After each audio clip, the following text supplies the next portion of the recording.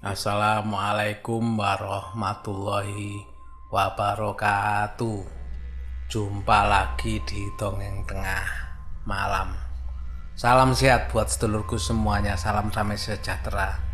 Semoga semuanya selalu diberikan karunia, dilimpahkan rezeki, dimudahkan segala apa yang dilakukan, dan selalu mendapat ridho dari Sang Pencipta. Amin.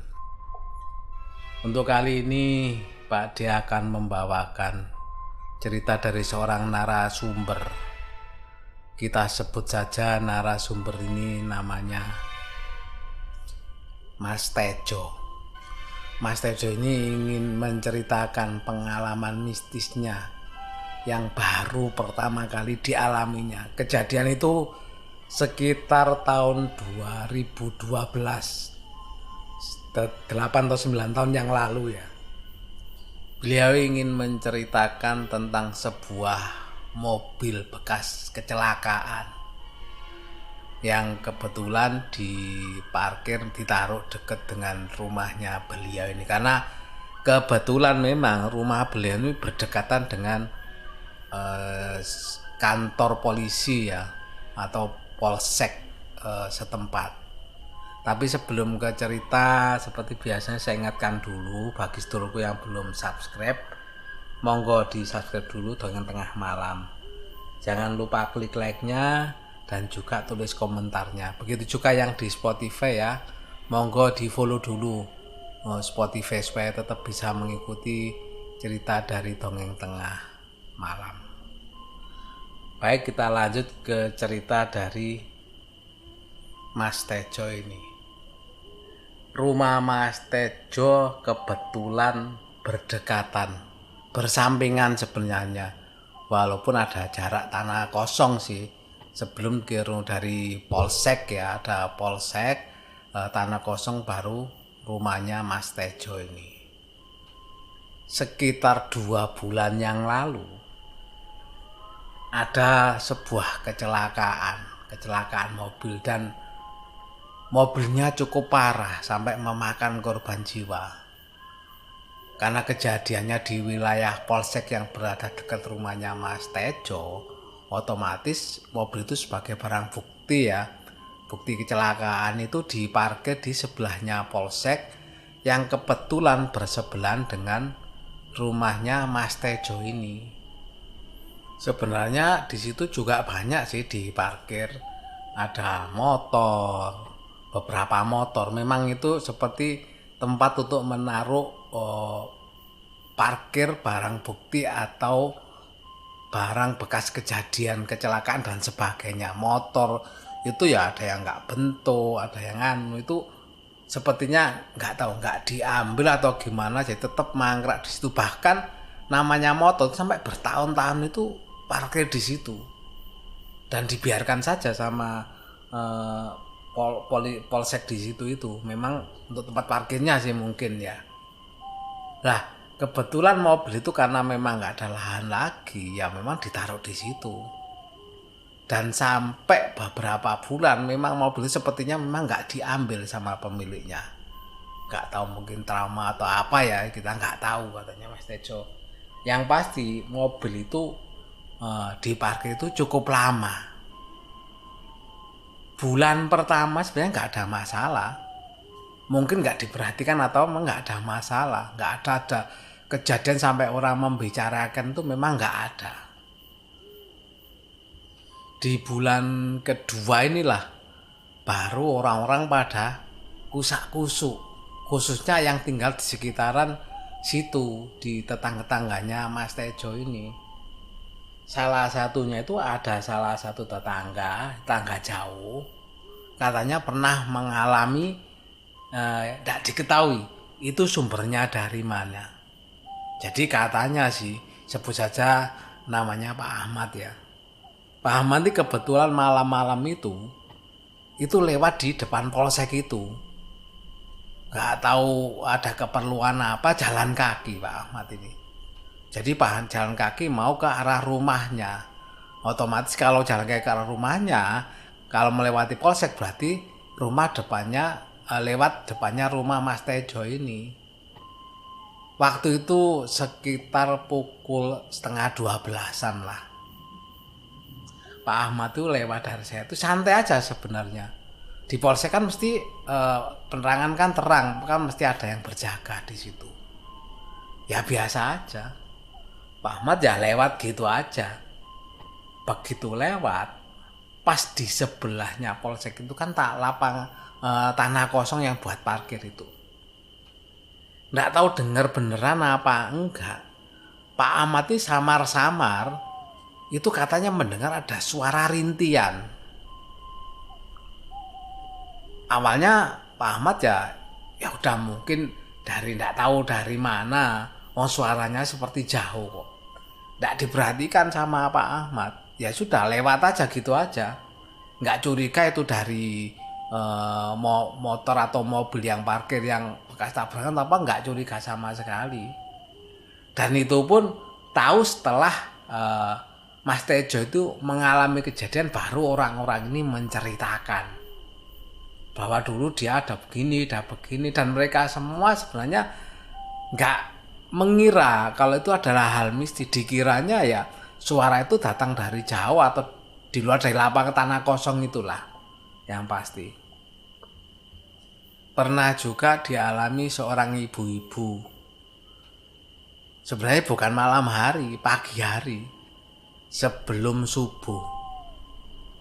Ibu-ibu ini adalah seorang penjual sayur. Jadi sebelum subuh itu ibu ini harus pergi ke pasar untuk membeli dagangan, mengisi dagangannya dengan sayur mayur di pasar. Ibu-ibu itu secara nggak sengaja pada waktu ibu ini kan pakai sepeda ontel, sepeda angin, karena bawa dagangannya kan ditaruh di ronjot di belakangnya goncengannya sepeda pancal atau sepeda angin itu. Waktu itu ibu ini berangkat ke pasar. Lah jalannya kan pelan-pelan santai aja memang ibu ini. Lah pas melewati tanah kosong itu, ibu-ibu ini katanya mendengar di situ seperti ada suara orang minta tolong. Tapi bukan yang tolong enggak katanya. Pelan-pelan kan suaranya. Tolong, cuma sekali aja katanya. Tolong. Sambil katanya merintih. Kalau digambarkan cerita dari ibu tadi itu ya, merintihnya seperti kalau ketawa bukan ketawa ya. Jadi seperti suara menangis, seperti suara merintih. Tapi suaranya seperti yang dialami Pak Ahmad sebelumnya. Suaranya seperti suara kecil, jadi nggak terlalu kedengar, tapi samar-samar tuh terdengar di telinganya ibu-ibu yang mau belanja di pasar itu. Ya seperti yang lainnya ya.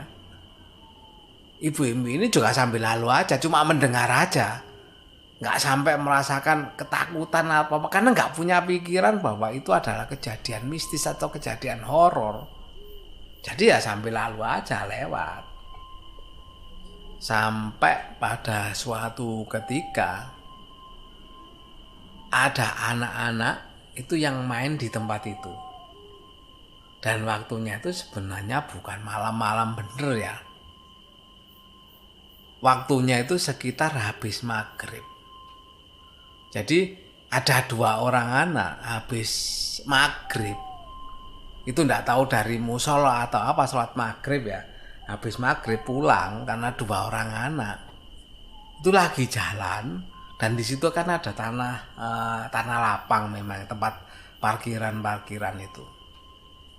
Lah, anak-anak di situ enggak tahu lagi bermain apa, kok tiba-tiba berhenti di situ bermain-main 2 orang anak ini. Yang pasti bermainannya itu lempar-lemparan seperti bola kasti gitu loh. Bermain lempar-lemparan.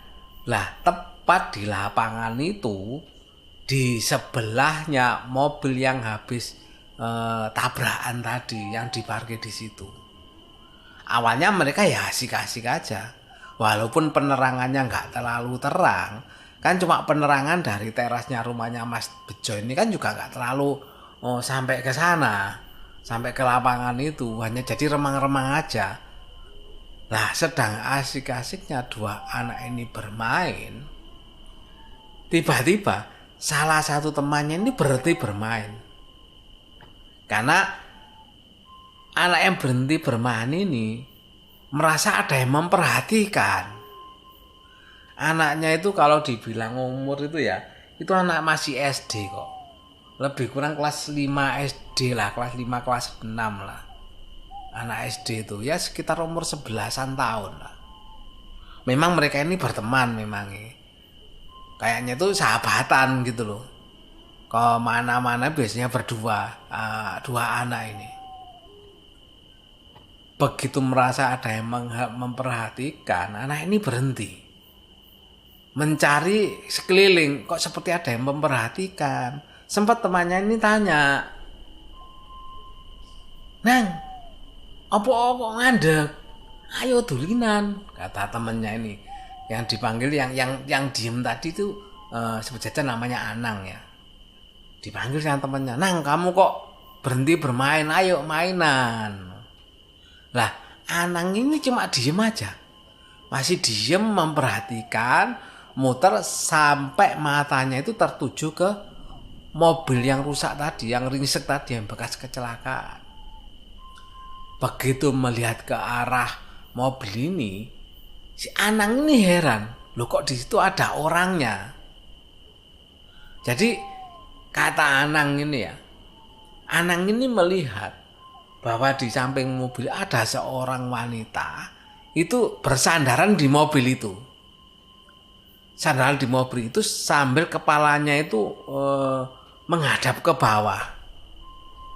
Awalnya Anang ini nggak curiga apa-apa, cuma dalam hati aja, loh kok ada orang di situ? Padahal di situ tuh biasa jarang ada orang, apalagi habis maghrib ini ya, jarang ada orang pasti ngapain di situ gitu loh.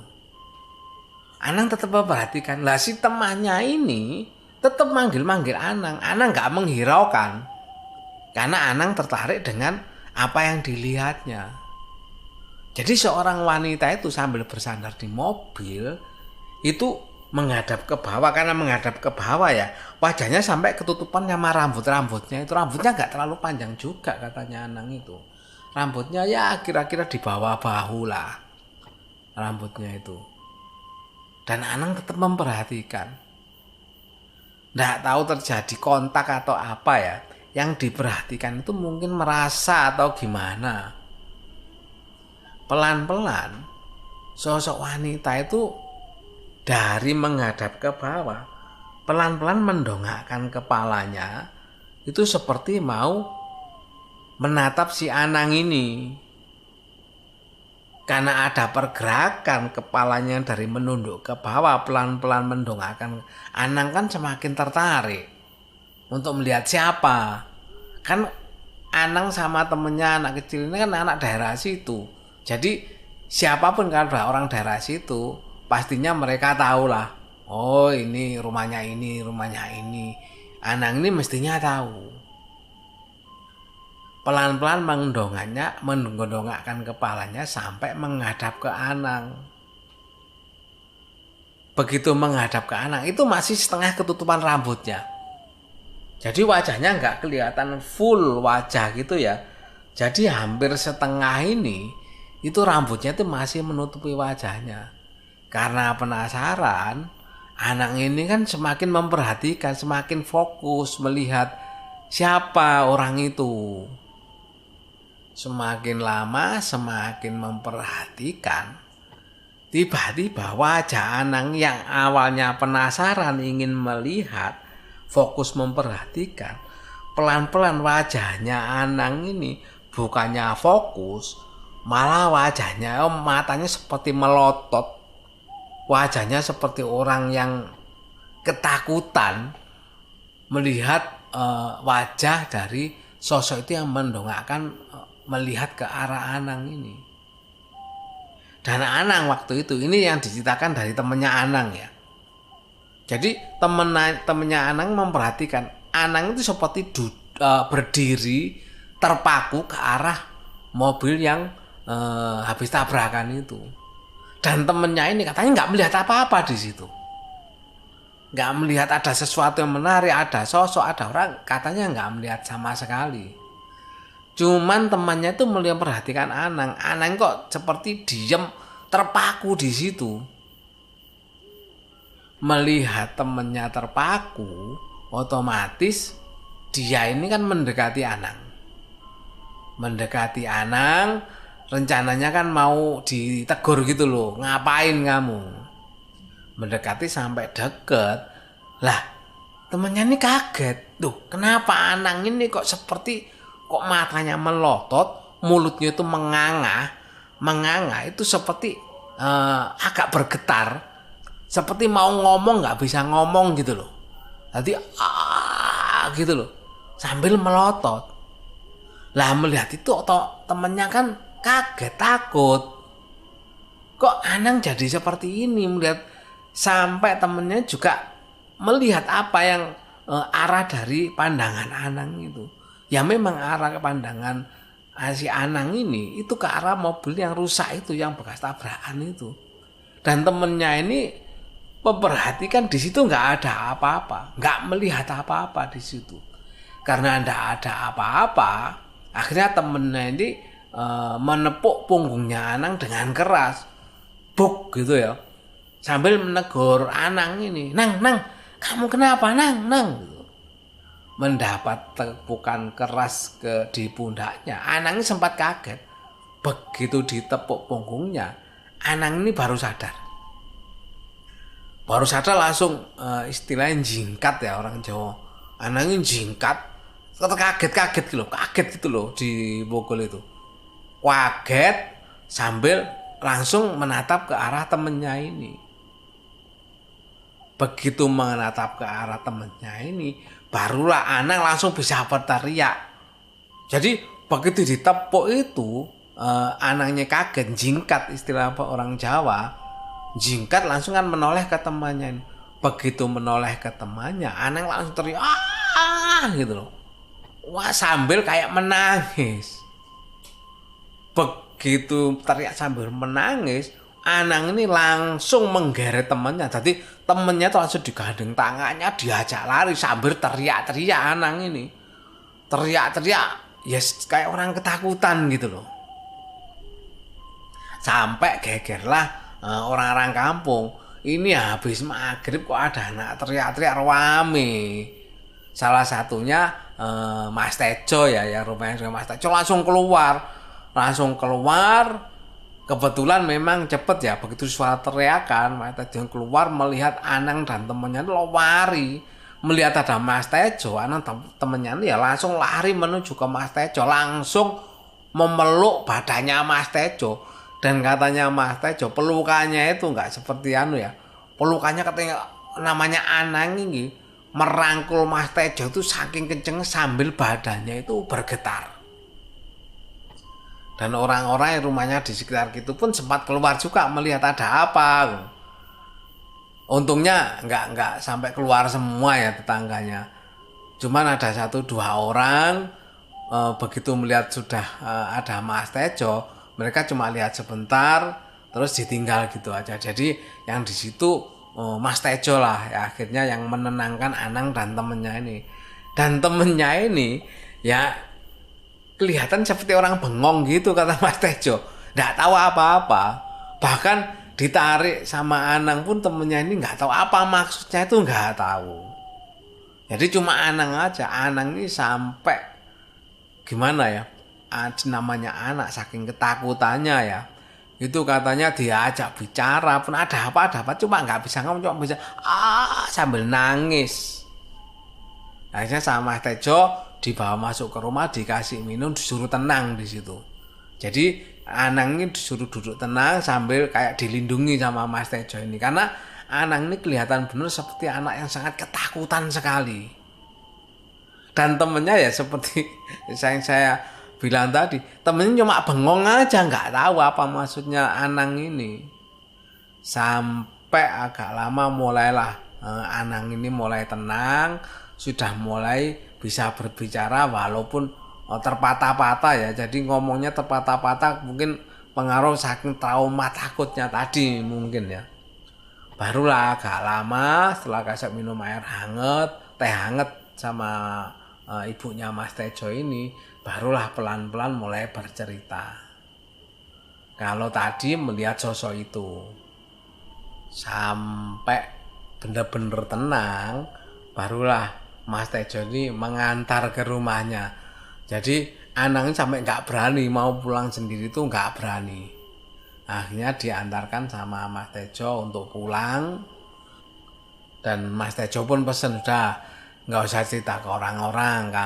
Mas Tejo cuma memberikan pengertian ya, mungkin tuh halusinasi atau apa. Khawatirnya apa?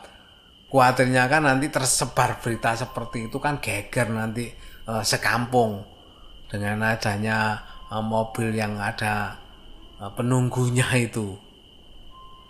Dan sebenarnya Mas Tejo sendiri pun pernah ngalami sih, pernah tahu, makanya tahu kenapa anak itu sampai ketakutan seperti itu. Ternyata Mas Tejo juga punya pengalaman tersendiri mengenai mobil bekas tabraknya diparkir di sebelah rumahnya itu. Kata Mas Tejo, nantilah kalau ketemu lagi akan diceritakan katanya pengalamannya awal mula bisa mengetahui bahwa mobil itu ternyata sepertinya ada yang masih tinggal di situ. Jadi hanya tinggal sosoknya aja yang masih tinggal di situ. Itu tadi cerita mengenai penghuni mobil ya, atau apa ya judulnya. Mungkin penghuni mobil bekas tabrakan ya. Karena memang mobilnya gara-gara bekas tabrakan sampai menelan korban jiwa mobil itu. Itu tadi cerita dari narasumber Mas Tejo. Dan terima kasih Mas Tejo atas kiriman ceritanya, atas info cerita mengenai apa yang ada di dekat dengan rumahnya. Ditunggu nanti cerita dari Mas Tejo sendiri. Mudah-mudahan bisa ketemu lagi secepatnya, bisa menceritakan pengalaman dari Mas Tejo ini. Terima kasih Mas Tejo.